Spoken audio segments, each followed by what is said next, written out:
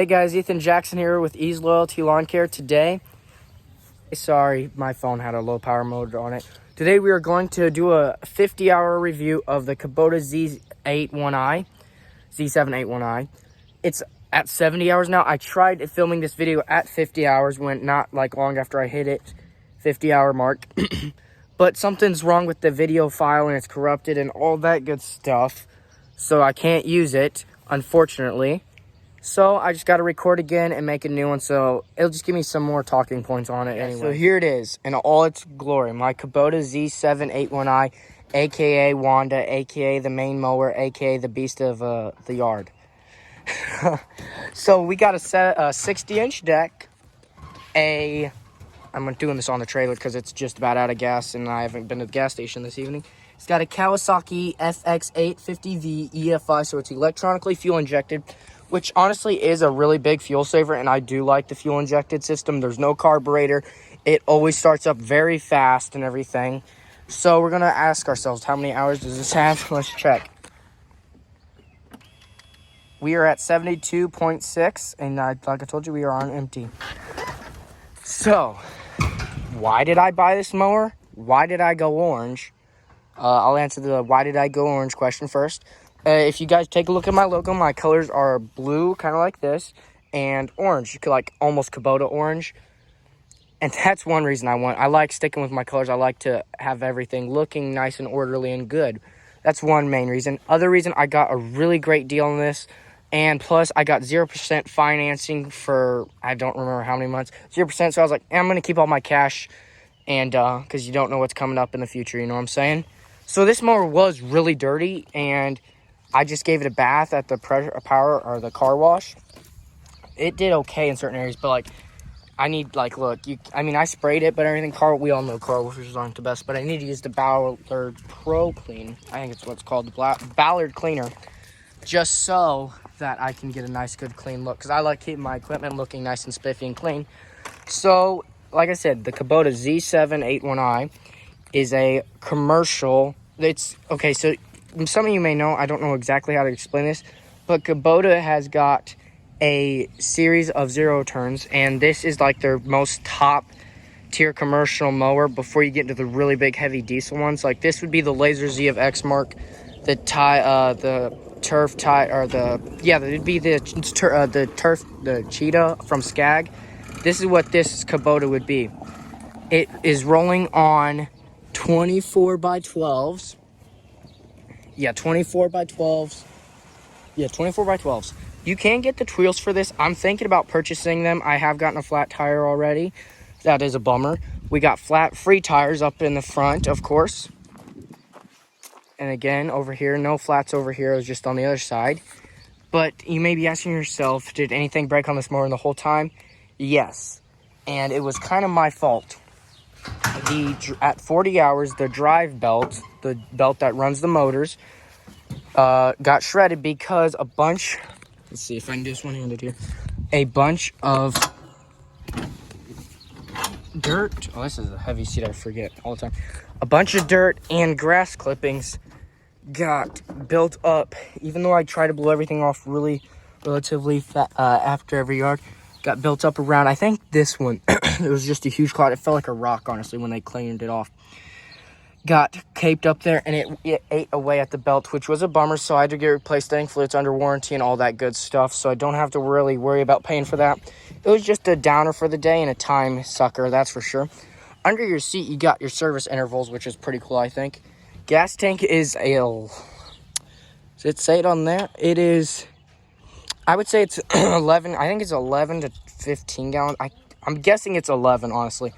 And I can run all day for sure on a full tank of gas, unless I'm doing like 30 yards, which I've never done 30 lawns in a day. I don't know if that's possible with one-man show.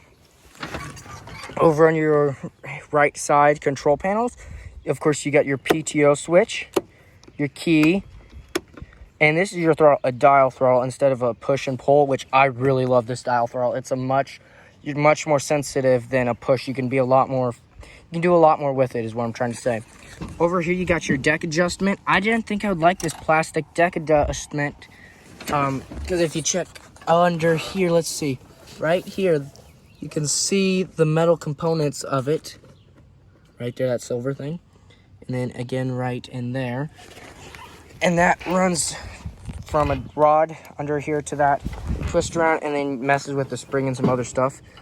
But I really do love the twist. It's super self-explanatory, super easy to operate, and it doesn't take a rocket scientist to operate. And then you got your deck lock here, of course, which is awesome.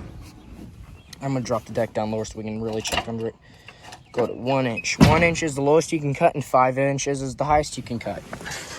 This thing does have 3 blades on it. They are very relatively easy to take off. I do want to talk about that towards the end of the video. And as you can see here, the whole deck lift system is all solid metal. There is no chains that lift it up that can stretch over time. I mean, check it out. Solid welded bracketed metal, and then you got this solid metal bar that runs across from here to here. Helps pick the deck up. You got 3 springs here, which really do help. And this is your parking spring. Again, Kubota, 60 inch. You got 2 anti-scalp wheels on the front here, 1 on each side, none in the back. Over here is what I think is a really cool diagram. The anti-scalp roller wheel, it shows you like the different settings you can get on cutting height and clearance. You got 1 spindle here for the blade, of course 1 in the middle, and then 1 over there. And you got some pulleys in between. Another cool thing I think they did with the deck, I'd say this is 10 gauge metal, maybe 14. They took and welded around the belt system, so it kind of keeps debris, it keeps it in there, which is a problem. That's why you got to blow your stuff out.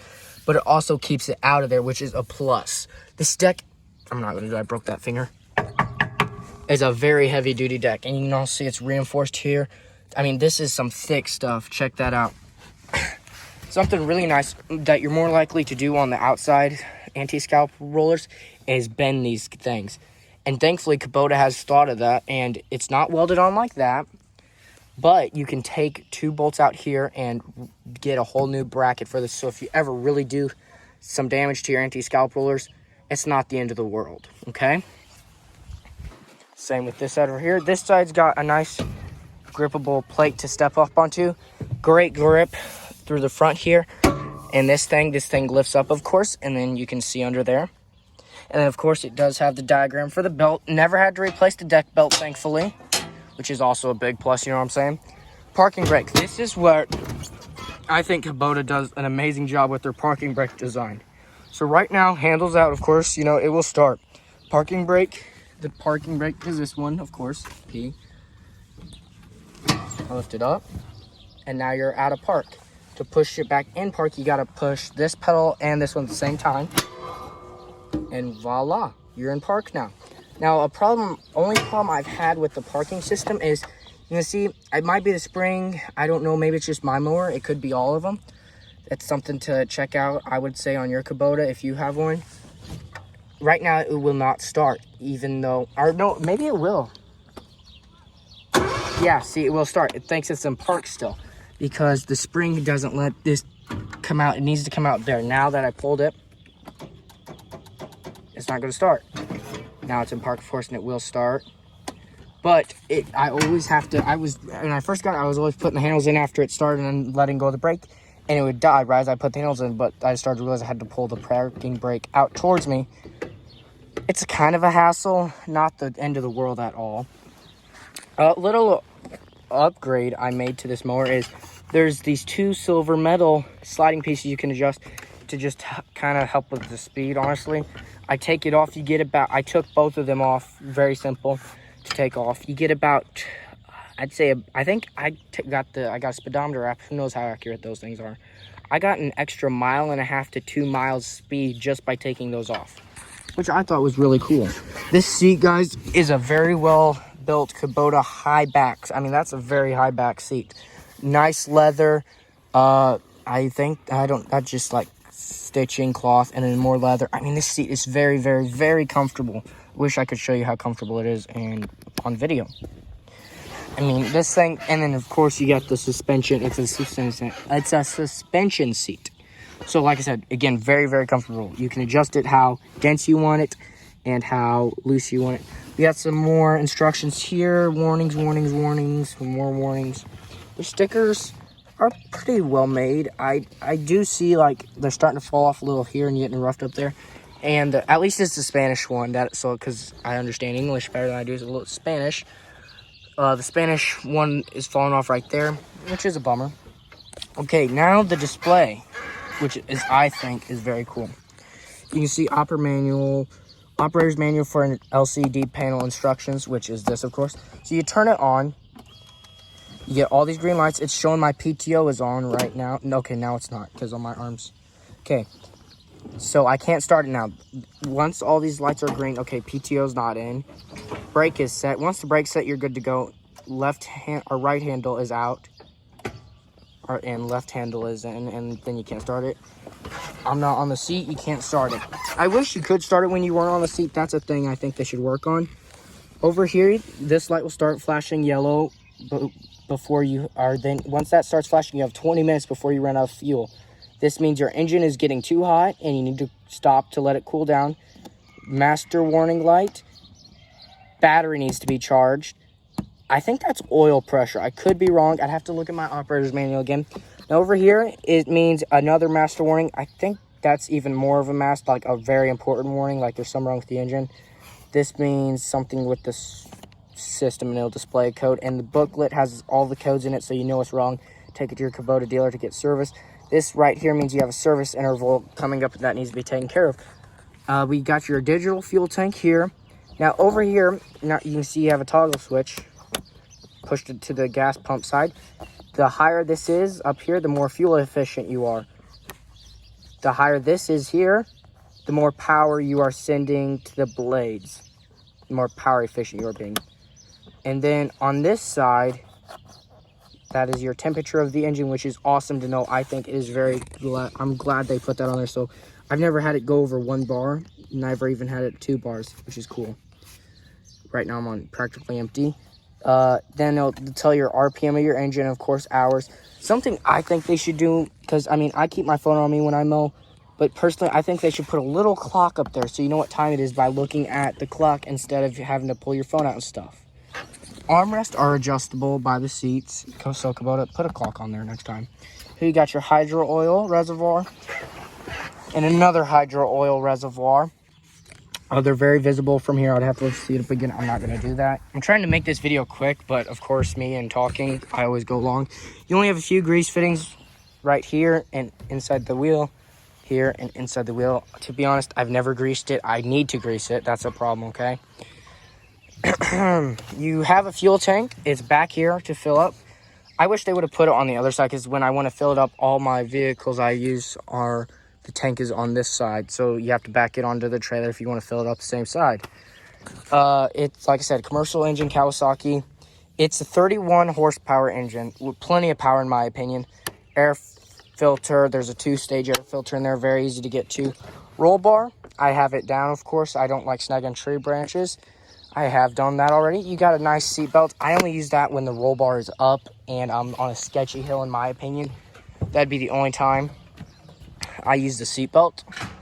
Now, if you buy this mower, you can, in finance, you have to get insurance either through your insurance provider, or you can get what's called K-Tech, which is Kubota's insurance, and it will protect against fire, theft, damage, flooding if you're in a flood zone, anything like that, basically. If it breaks, it'll be covered. If it's stolen, it will be covered. Now, if you roll it, and the only way they'll cover it if you roll it is if your roll bar is up. And if your roll bar is not up and you roll it and you're on there, you probably aren't going to have a great day, just saying. The seat is fully adjustable from front to back. There's a decent amount of play in it. I like to have it about right there. And the only modification I've made to this, I guess, other than the speed, is, and I don't use it for cutting faster. I use it for my big commercial properties going from side to side. You can see, look how heavy duty the deck lift is. I mean, that's some thick steel, heavy duty steel. I mean, this whole mower is like built like a tank. So there's a mulching baffle from Kubota that comes on it. It runs from this bolt here underneath the deck to right here. It was clumping the yard more, making clumps more than I would like. So I took it off, and it does help a lot with less clumping for the yard type side mow. And to change the oil or access really anything you need to, 4 bolts, 1, 2, 3, 4. I only think they would need 2, honestly, in my opinion, or like they could have designed that better, I think. But you have to take this off, and then very easy, your oil filter, and you got a drain port right under there. You can see it. Very easy. You just kind of tilt the thing, and everything's good to go. I did the first oil change on it, the 8 hour, just to drain the oil and put new oil in. It went smoothly. I will video when it's time to do the big oil change on it, of course, at 100 hours. Your hydros, there is no neutral like to pull to float the hydros if this thing drive belt breaks. Put it in neutral is so there's no things you have to mess with back here with the hydros, which is so nice. You don't have to stick your hands there and get all jacked up and everything. I think this is the coolest thing ever. Both handlebars in, key midway, brake off, and then it's in neutral, and it's free to roll. I think that's just the most simplest way. I'm like, why aren't all 0 turns like that? I'm like, that is so smart. When Kubota thought of that, I'm like, that's one thing Kubota, in my opinion. I mean, unless other 0 turns have that, which I'm not aware, Kubota is ahead for sure in that respect. It holds the hill really great. If you check out my Instagram, I will probably be posting a picture shortly of a hill that was the steepest hill I've ever taken it on. And it did really good. I started getting a little sketched out. I'm sure it could have kept going, but I was a little sketched out, like I said, so I was like, I'm going to call it quits. Just weed whack it, play it safe, you know. Only took me like an extra 5 minutes to weed whack it anyways. So that about covers it all, really. I mean, guys, if you have access to buy this mower, I recommend it. And first, demo it. Don't just go and buy it. Demo it. I never demoed this unit, which some people could call it dumb, but I just went and bought it. I took my dealer's word for it. I'd done a little bit of business with him before. He's a great guy. And they got me a good deal on everything. I looked videos up on YouTube. There's not very many, but there was enough I got some faith in it. And guys, I know I didn't make the wrong choice. I mean, this thing is a beast, and I got some people in my town that run this, and they also have a Toro Z Masters 4000 or 6000. Maybe it's a 5000 if they make that. And they prefer the Kubota over, and they got like same practically engine on it, just carburetor instead of EFI. They prefer the Kubota over it, cut quality, clumping wise, just all around. I think the Kubota is a solid machine. They are built like tanks, let me tell you. And hopefully this thing will run forever, honestly. Like this will be an exciting next few years for sure with this mower. And I mean, there's so much more I'm going to do. I'm going to get an advanced shoot for it and some other stuff coming up. So guys, stay tuned for that. And with all that being said, I really hope you enjoyed this video. Don't forget to like, subscribe, leave a comment. Let me know if you have one of these or you're interested in getting one. I'll answer some more questions that you have about these if you ask them in the comments down below. So do that if you guys are interested. And if you are interested, this is the right video for you. And thanks for watching all the way to the end, and God bless you.